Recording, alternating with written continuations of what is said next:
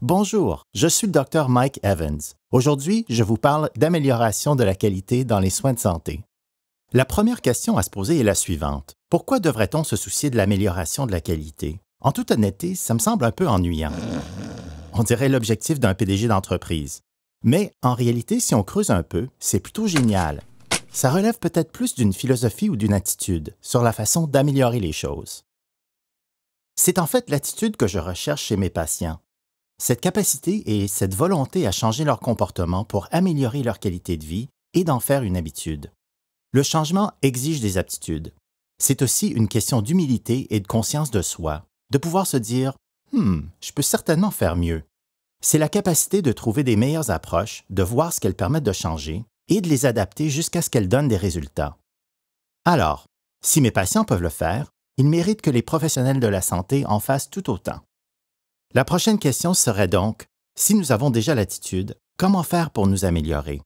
Comment utiliser l'AQ pour offrir de meilleurs soins?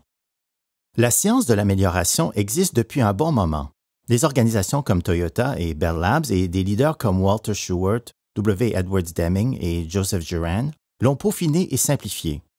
Et puis, il y a eu le pédiatre Don Berwick, qui s'est demandé s'il pouvait transposer la science qui permet de construire de meilleurs véhicules ou de meilleurs systèmes électroniques au domaine des soins de la santé. Le Dr Berwick s'est aussi demandé ce que pouvaient nous enseigner les enfants qu'il rencontrait à sa clinique. Le penseur systémique est une personne toujours curieuse, qui ne pense jamais avoir toutes les réponses, mais qui veut toujours connaître la prochaine étape.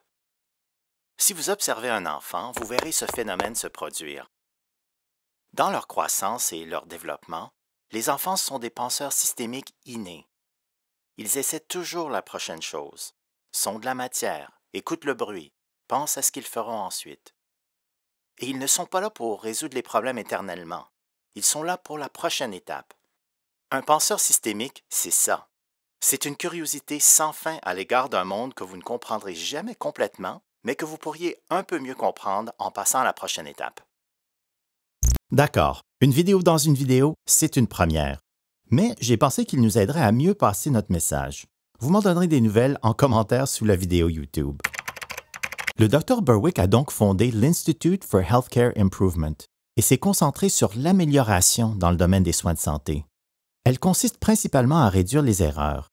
Par exemple, en 2004, au Canada, une étude du chercheur Ross Baker a montré que sur 2,5 millions de patients admis chaque année à l'hôpital, environ 13,5% présentaient des événements indésirables et 1 cas sur 5 menait à une mort ou à un handicap permanent. Aux États-Unis, l'Institut de médecine estime que de 44 000 à 98 000 personnes meurent chaque année des suites d'erreurs évitables, ce qui représente jusqu'à 4 écrasements d'avions gros porteurs par semaine. Bien souvent, il s'agit d'erreurs que nous savons comment prévenir, mais il y a une grande différence entre savoir ce que l'on doit faire et le faire réellement. En 2006, Berwick et ses collègues ont demandé à des centaines d'hôpitaux américains de tenter de remédier à cette situation. Et comme quelques-uns n'est pas un nombre et que bientôt n'est pas une unité de temps, ils ont établi l'objectif de sauver 100 000 vies en 18 mois. L'idée de départ était simple. Chaque système est conçu pour les résultats qu'il produit. Donc, comment fait-on pour changer le résultat? Eh bien, on change le système qui le produit. Pour changer un système, il faut des agents de changement. En Ontario, nous avons lancé Health Quality Ontario, car sur le terrain, il est difficile de trouver un équilibre entre des soins proactifs et réactifs. Mais avec de l'aide et de l'encouragement vers une pratique plus réfléchie et une amélioration des résultats, nous pouvons améliorer l'expérience utilisateur pour tous. J'en parle comme si c'était aussi facile que d'appuyer sur un bouton, mais changer la plus simple des habitudes, comme le lavage des mains, peut être complexe et épuisant.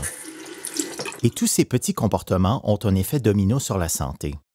En 2010, une étude a montré qu'aux États-Unis seulement, 247 patients par jour étaient morts d'infections causées par un mauvais lavage des mains.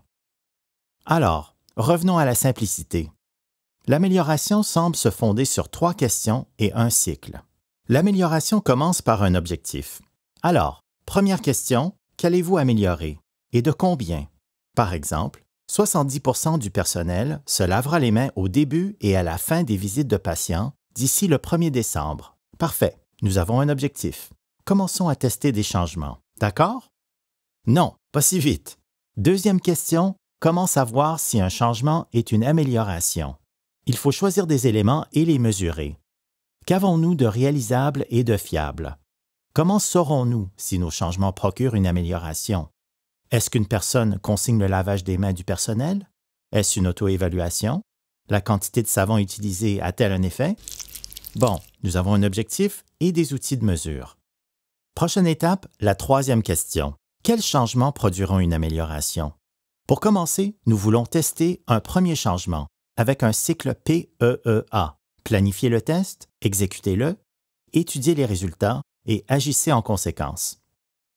Peut-être par de nouveaux distributeurs de savon ou de petites bouteilles de désinfectant.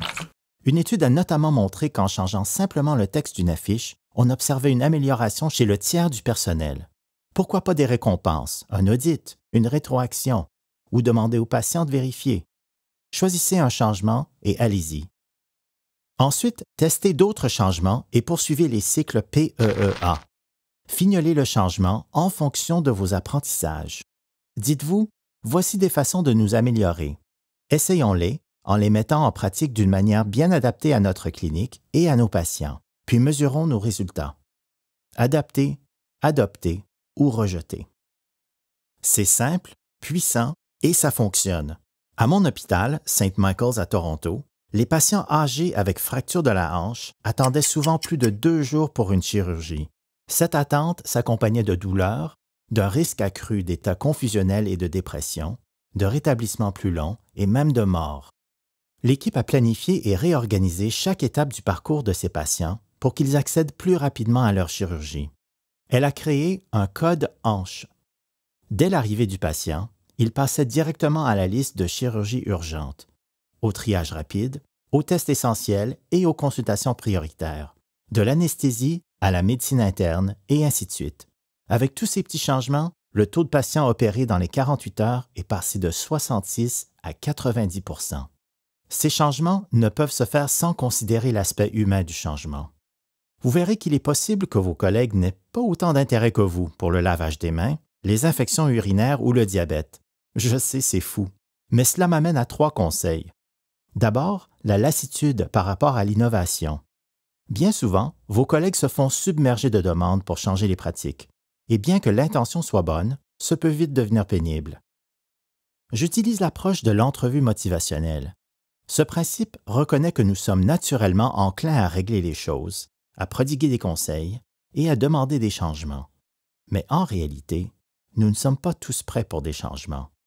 L'entrevue motivationnelle et l'amélioration de la qualité considèrent que le changement crée une certaine ambivalence, que la préparation et la confiance par rapport à un changement exigent une écoute attentive, un questionnement stratégique et une capacité à côtoyer la résistance. C'est plus comme une danse qu'une directive. En réalité, la résistance au changement peut aussi devenir une opportunité en AQ. Créer une diversité ou une perturbation peut devenir une opportunité, une base pour ce qui s'en vient. Mon deuxième point concerne les priorités. Nous devons comprendre que les patients et nos collègues cliniciens peuvent avoir d'autres priorités, que parler de dépression ou de maux de tête pourrait l'emporter sur votre diagramme sur le diabète, qu'aborder des problèmes non reliés à leur diabète pourrait être plus utile pour l'autogestion des patients. Ce sable mouvant, cet éloignement des soins en silo, sont la réalité de la science émergente des soins complexes. Oui, on demande qu'est-ce qui ne va pas, mais aussi qu'est-ce qui compte pour vous. Voici un bon exemple. À Timmins, une petite ville en Ontario, on s'est demandé si on pouvait mieux gérer les cas complexes à l'urgence, c'est-à-dire les patients vus plus de 14 fois ou admis plus de 3 fois par année à l'urgence. L'équipe a commencé par des outils d'évaluation standards, à poser des diagnostics et les problèmes associés, et à préparer des programmes de soins. Mais le nombre de patients à l'urgence n'a pas diminué. L'équipe a alors changé d'approche, à l'analyse des données patients. Elle a identifié des problèmes de santé et de mode de vie selon le point de vue du patient et les a combinés à des techniques d'entrevue motivationnelle. Cette nouvelle approche centrée sur les patients a permis de diminuer de 80 % les admissions et l'utilisation des salles à l'urgence. Après de nombreuses interventions, voici mon nouveau mantra. Comment faire la bonne chose plus facilement? Peut-être par le partage des tâches. À Kaiser Permanente, par exemple, le personnel de l'accueil peut prendre les rendez-vous d'examen préventifs. Tout le monde peut aider en AQ. Tout ceci nous amène au côté doux d'une bonne amélioration de la qualité. La science de l'innovation semble se concentrer moins sur les grands bonds cognitifs et plus sur l'agilité et les petites étapes progressives qui s'appuient sur les idées d'autrui et qui font appel à notre propre curiosité par rapport à ce qui motive ou empêche une personne ou un système de changer. L'essentiel est de commencer. Trouvez un élément que vous pouvez améliorer et allez-y. Résumer l'amélioration sans tomber au niveau des affichettes de pare-choc n'est pas chose facile. Mais ne laissez pas ce que vous ne pouvez pas faire vous empêcher de faire ce que vous pouvez faire. Prenez en main la complexité et concentrez-vous sur la simplicité. Demandez-vous « Que puis-je faire d'ici mardi prochain? » Testez des changements et dirigez-vous vers un objectif important. J'espère que tout ceci vous a été utile. Merci.